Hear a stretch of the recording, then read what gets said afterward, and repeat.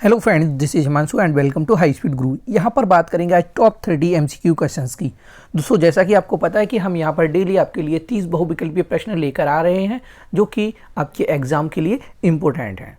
ठीक है, तो आज के जो क्वेश्चन लेकर आए हैं आपके लिए ज्ञान एवं पाठ्यक्रम यानी नॉलेज एंड करिकुलम से लेकर आए हैं। बहुत ही अच्छे प्रश्न हैं और आपके एग्जाम भी अभी चल रहे हैं, तो आपके एग्जाम को देखकर ये क्वेश्चन बनाए गए हैं।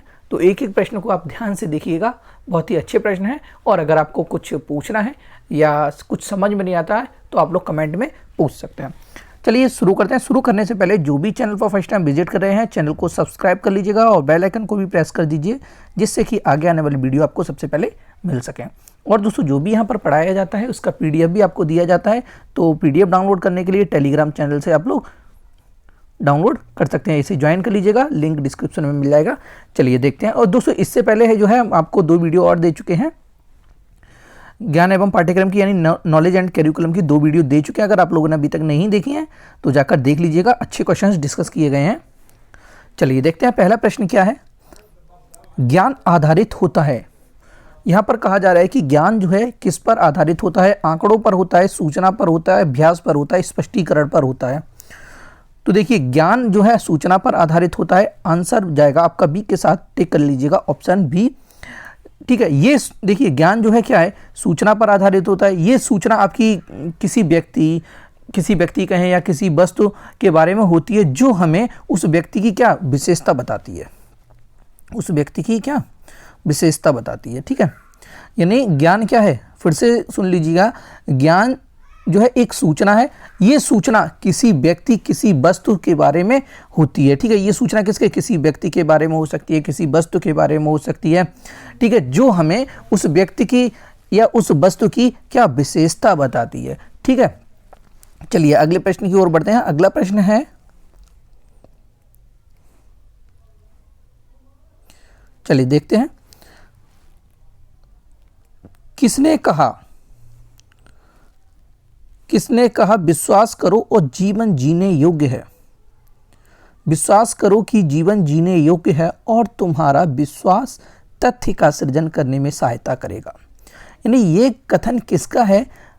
विश्वास करो कि जीवन जीने योग्य है और तुम्हारा विश्वास तथ्य का सृजन करने में सहायता करेगा। दोस्तों, ये जो है विलियम जेम्स का है, टिक कर लीजिएगा, ऑप्शन सी।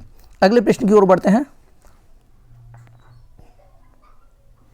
ज्ञान के मुख्य स्रोत हैं, ऑप्शन में है संस्कृति, प्रवृत्ति या आत्मबोध या उपयुक्त सभी।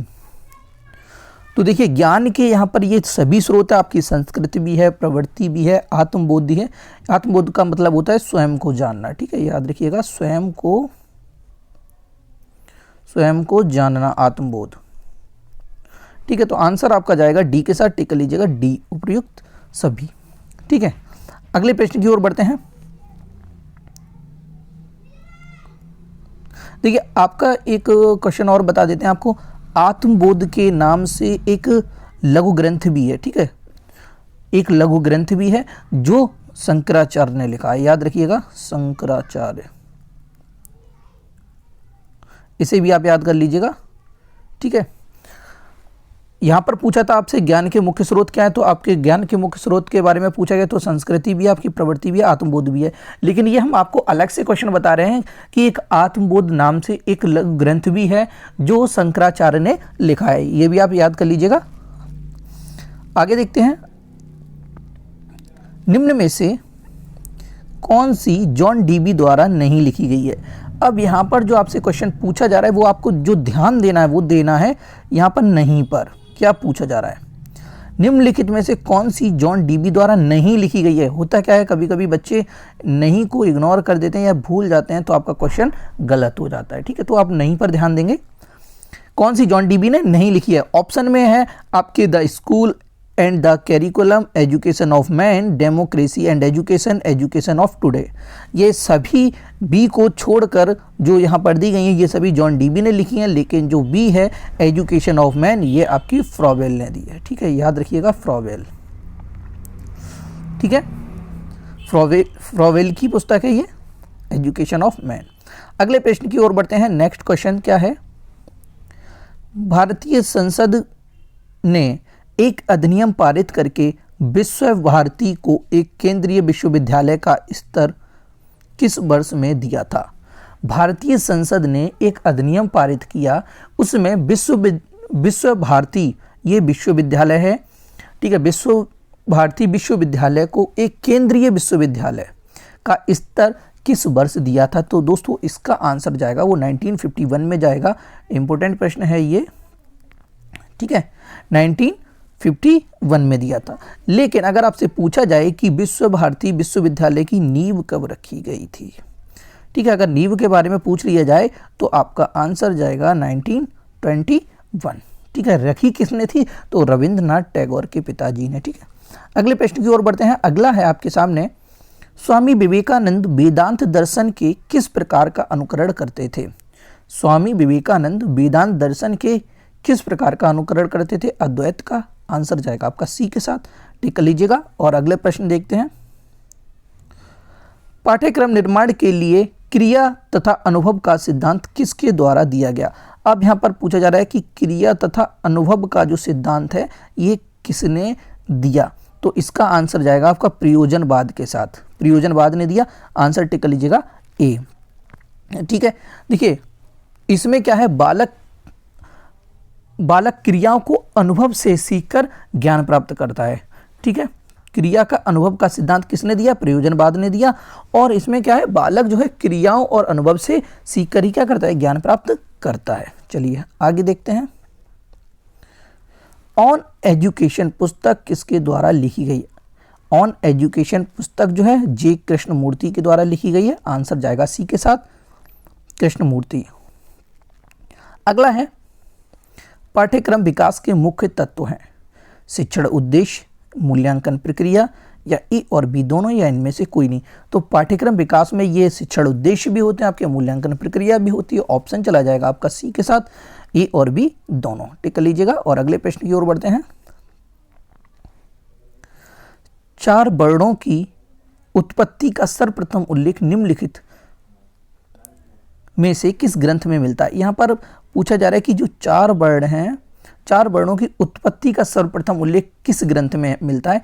तो ऋग्वेद में मिलता है। अब ये आपके वर्ण हैं कौन कौन से? ब्राह्मण,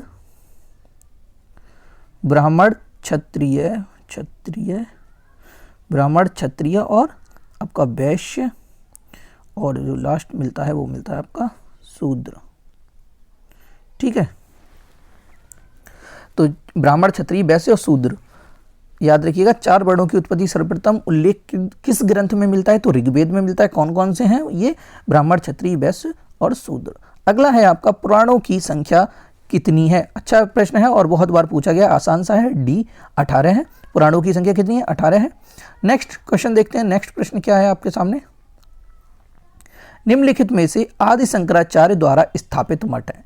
दोस्तों अच्छा प्रश्न है और यहाँ से आपके कई प्रश्न बन सकते हैं। निम्नलिखित में से आदि शंकराचार्य द्वारा स्थापित मठ है। ऑप्शन में है श्रृंगेरी मठ, या गोवर्धन मठ, ज्योतिर्मठ, या शारदा मठ, या उपरोक्त सभी। तो शंकराचार्य द्वारा स्थापित ये सभी मठ हैं। आपका आंसर जाएगा डी के साथ, उपरोक्त सभी, ठीक है। चार मठ हैं ये, इनको याद कर लीजिएगा। किसने दिए? आदि शंकराचार्य ने दिए हैं, तो आप इसे याद कर लीजिएगा, ठीक है। आगे बढ़ते हैं अगले प्रश्न की ओर। अष्टांगिक मार्ग किस धर्म से संबंधित है? अष्टांगिक मार्ग की बात की है तो आपका आंसर चला जाएगा बौद्ध धर्म के साथ, बौद्ध धर्म से संबंधित है। अष्टांगिक मार्ग को जो है काल चक्र भी कहा जाता है। नेक्स्ट प्रश्न की ओर देखते हैं। पदार्थों के सनातन स्वरूप का ज्ञान प्राप्त करना ही दर्शन है। पदार्थों के, आपको ध्यान देना है, पदार्थों के सनातन स्वरूप का ज्ञान प्राप्त करना ही दर्शन है, किसने कहा है? तो दोस्तों अगर पूछा जाए कि पदार्थों के सनातन स्वरूप का ज्ञान प्राप्त करना ही दर्शन है, तो आपका आंसर प्लेटो के साथ जाएगा, ठीक है, याद रखिएगा। अगले प्रश्न की ओर देखते हैं। मूल्य मीमांसा का विभाग है, मूल्य मीमांसा का विभाग है। देखिए यहां पर जो प्रश्न पूछ रहा है वो ये है कि मूल्य मीमांसा के पार्ट क्या है, या मूल मीमांसा के अंतर्गत कौन कौन आता है, कैसे भी पूछ सकता है। तो मूल मीमांसा के अंतर्गत आपके ये तीनों ही आते हैं, आपका तर्कशास्त्र भी आता है, नीति शास्त्र भी आता है, सौंदर्य शास्त्र भी आता है। ये जो हमने आपको पहले क्वेश्चन दिए थे उसमें जो हमने इसके बारे में बताया था मूल मीमांसा के बारे में, तो आप लोगों ने वीडियो नहीं देखी तो लिंक आपको डिस्क्रिप्शन में मिल जाएगा, जाइएगा वहाँ से देख सकते हैं आप लोग। ठीक है, तो इसका आंसर जाएगा आपका डी के साथ उपरोक्त सभी। टिक कर लीजिएगा और अगले प्रश्न की ओर बढ़ते हैं। तत्व मीमांसा में अध्ययन किया जाता है, ऑप्शन में आत्मा का, परमात्मा का, विज्ञान क्या है, उपरोक्त सभी का। तत्व मीमांसा में जो है इन सभी का अध्ययन किया जाता है, आंसर जाएगा आपका डी के साथ उपरोक्त सभी। नेक्स्ट प्रश्न देखते हैं। चलिए, पाठ्यक्रम का आधार होता है दार्शनिक विचारधाराएं, शिक्षा की प्रवृत्तियां या उपरोक्त दोनों, इनमें से कोई नहीं। तो पाठ्यक्रम के आधार की बात की जा रही है तो आपका आंसर जाएगा ये उपरोक्त दोनों के साथ में टिक कर लीजिएगा सी, उपरोक्त दोनों। चलिए आगे अगले प्रश्न की ओर बढ़ते हैं। देखिए ये प्रश्न अच्छा है और कई बार पूछा गया। कैरिकुलम शब्द, पहले ये जान लेते हैं कि जो कैरिकुलम शब्द है ये किस शब्द से आया। तो ये आया है आपका कुर्रेड से, CURRE, कुर्रेड से आया है ये शब्द आपका। ठीक है, पहले भी बताया है, ये हमने कई बार बता चुके हैं। अच्छा प्रश्न है ये। ठीक है, और इसका अर्थ होता है दौड़ का मैदान, रेस कोर्स। ठीक है, याद रखिएगा, दौड़ का मैदान। ठीक है, अब जो ये शब्द है ये कहां से लिया गया, लैटिन भाषा के। यहां पर पूछा गया कि कैरिकुलम शब्द है लैटिन भाषा का, यानी लैटिन भाषा के कुर्रेड शब्द से लिया गया है। ठीक है, तो आंसर आपका चला जाएगा बी के साथ, टिक लीजिएगा लैटिन भाषा, लैटिन का। ठीक है, लैटिन भाषा का। अगला प्रश्न देखते हैं। कौन सा स्रोत पाठ्यक्रम निर्माण का स्रोत नहीं है। यहां पर पूछा जा रहा है कि कौन सा स्रोत पाठ्यक्रम निर्माण का स्रोत नहीं है।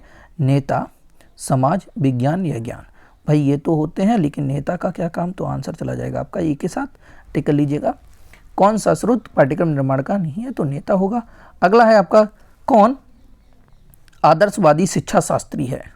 आदर्शवादी शिक्षा शास्त्री पूछा जा रहा है प्लेटो, हेगल, सुकरात एवं कांट या उपरोक्त सभी। तो यहाँ पर जो दिए गए हैं आंसर आपका चला जाएगा डी के साथ, उपरोक्त सभी। प्लेटो, हेगल, सुकरात और कांट ये सभी कौन है, आदर्शवादी हैं, आदर्शवादी शिक्षा शास्त्री हैं। चलिए आगे देखते हैं। प्रयोजनवादी बल देते हैं। अगला प्रश्न है, प्रयोजनवादी बल देते हैं वैज्ञानिक तथ्यों पर देते हैं और विज्ञान पर देते हैं, विषयों पर देते हैं या सभी पर देते हैं। तो ये सभी पर बल देते हैं, वैज्ञानिक तथ्यों पर भी, विज्ञान पर भी और विषयों पर भी। अगला है आपके सामने, संवेद विवेकपूर्ण सिद्धांत के जन्मदाता कौन है। यहां पर आपसे पूछा जा रहा है कि संवेद विवेकपूर्ण सिद्धांत के जन्मदाता कौन है। तो आपका आंसर जाएगा अरस्तू के साथ। ठीक है, टिक कर लीजिएगा। और दोस्तों आपको बता दें कि यहाँ पर जो पढ़ाते हैं इसका PDF भी आपको दिया जाता है, लिंक आपको डिस्क्रिप्शन में मिल जाएगा। जाइए टेलीग्राम चैनल ज्वाइन कीजिए, वहाँ से PDF डाउनलोड कर सकते हैं। ठीक है, और आप किसी भी अपडेट के लिए हमारे ग्रुप से जुड़ सकते हैं, कुछ भी पूछना चाहते हैं वहाँ पर आप पूछ लीजिएगा। ठीक है, लिंक डिस्क्रिप्शन में दिए गए हैं। और अगला है आपके सामने BEP का पूरा नाम है। ऑप्शन में है vocational environment program, vocational education policy, vocational education program या वोकेशनल एनवायरनमेंट पॉलिसी। तो इसका आंसर जाएगा आपका सी के साथ, वोकेशनल एजुकेशनल प्रोग्राम। ठीक है, BEP का क्या नाम है, वोकेशनल एजुकेशन प्रोग्राम। चलिए नेक्स्ट देखते हैं। शिक्षा के उद्देश्य, शिक्षा के उद्देश्य हैं सदैव, शिक्षा के उद्देश्य सदैव एक से रहते हैं या बदलते रहते हैं या बदलते भी हैं और एक से भी रहते हैं। तो आपका आंसर किसके साथ जाएगा, आंसर जाएगा बी के साथ, शिक्षा के उद्देश्य बदलते रहते हैं। ठीक है, परिस्थिति के आधार पर जो है बदलते रहते हैं, क्योंकि क्या है कुछ बदलाव होते रहते हैं तभी तो हमें कुछ अच्छा मिलेगा। तो शिक्षा के उद्देश्य कैसे हैं, बदलते रहते हैं। ठीक है, नेक्स्ट आगे देखते हैं। चलिए, शिक्षा में वैज्ञानिक प्रवृत्ति लाने का श्रेय दिया जाता है। वैज्ञानिक प्रवृत्ति की बात की जाती है तो यथार्थवाद को जाएगा आंसर ए, टिक कर लीजिएगा यथार्थवाद। ठीक है, ये रियलिज्म। नेक्स्ट प्रश्न की ओर देखते हैं। अगला है आपके सामने, देखिए यथार्थवाद की अगर बात करें तो यथार्थवाद जो जैसा है, यानी जो जैसा है संसार में जो कुछ भी है उसे वैसा ही स्वीकार करते हैं यथार्थवादी, ठीक है, याद रखिएगा। यथार्थवाद जो है यानी संसार में जो कुछ भी है, जैसा है, जो दिखता है वही क्या है, उसे ही स्वीकार करते हैं। नेक्स्ट है आपका ये शिक्षा सामाजिक कारक की भूमिका पाठ्यक्रम में नहीं होती, यानी किस सामाजिक, यहां पर दिया गया है किस सामाजिक कारक की भूमिका पाठ्यक्रम में नहीं होती। ऑप्शन में है शिक्षा की योग्यता, शिक्षक का जीवन दर्शन, या शिक्षक का व्यवहार, या शिक्षक की जाति। ठीक है, सामाजिक कारक की भूमिका के बारे में पूछा जा रहा है कि नहीं होती है, तो आंसर चला जाएगा आपका जात से। भाई आपको क्या लेना देना शिक्षक की जात से, भाई यहाँ शादी करने थोड़ी ना आए हैं। चलिए अगला है आपका, आदर्शवाद किस प्रकार के अनुशासन का समर्थन करता है? प्रभावात्मक, मुक्त्यात्मक, या दमनात्मक, या उपरोक्त सभी। आदर्शवाद जो है दमनात्मक अनुशासन का समर्थन करता है, आंसर आपका सी के साथ जाएगा। ये कहते हैं कि भाई बालक को अगर डराना है तो उसके साथ चाहे कुछ भी करो, यानी बालक को जो है डरा धमकाकर, बच्चे को डरा धमकाकर रखो, उसे पिटाई करो, कुछ करो, तो भाई इन चीज़ों को ये क्या करते हैं, समर्थन करते हैं, दमनात्मक। आंसर चला जाएगा आपका सी के साथ, दमनात्मक। ठीक है, आगे देखते हैं, यानी बच्चे को सुधारने के लिए भाई कुछ भी करो, है ना, कितना भी पीटो, कुछ करो, आदर्शवाद। चलिए आगे है, अगला है आपके सामने, आचार्य शंकर के अनुसार ज्ञान प्राप्ति का मुख्य स्रोत है। आचार्य शंकर के अनुसार ज्ञान प्राप्ति का मुख्य स्रोत ईश्वर है, टिक कर लीजिएगा, ऑप्शन बी। अगला देखते हैं, जैन दर्शन के अनुसार ज्ञान प्राप्ति के साधन है इंद्रियां, अंतर्दृष्टि, अगला है तपस्या, और डी है उपरोक्त सभी। तो जैन दर्शन के अनुसार ज्ञान प्राप्ति के ये सभी साधन है, आंसर जाएगा आपका डी के साथ, उपरोक्त सभी, टिक कर लीजिएगा, उपरोक्त सभी। नेक्स्ट देखते हैं, ये आपका लास्ट प्रश्न है, सूचना आधारित होती है शिक्षा पर, आंकड़ों पर, प्रशिक्षण पर, या कौशल पर। शिक्षा जो है हमेशा आंकड़ों पर आधारित होती है, आंसर चला जाएगा आपका बी के साथ। और देखिए आप लोग जो है वीडियो को शेयर नहीं करते हैं, ना ही लाइक करते हैं, तो आप लोग ज़रा ध्यान दीजिएगा, अब इतनी मेहनत करते हैं आपके लिए वीडियो बनाने में, तो आप लोग प्लीज़ शेयर कर दीजिएगा वीडियो को, ठीक है, और भी अपने फ्रेंड्स को शेयर कीजिएगा, जिससे कि दूसरों की भी हेल्प हो सके। आपके एग्ज़ाम भी हैं, कुछ यूनिवर्सिटीज़ जो है अभी करा रही हैं और कुछ के कराए जाने वाले हैं, तो आप लोग ज़रा वीडियो को ज़्यादा से ज़्यादा शेयर किया कीजिएगा, ठीक है। और जिसने भी अभी तक वीडियो को लाइक नहीं किया है, लाइक कर दीजिए, और चैनल को जिसने सब्सक्राइब नहीं किया, सब्सक्राइब कीजिएगा। Thank you.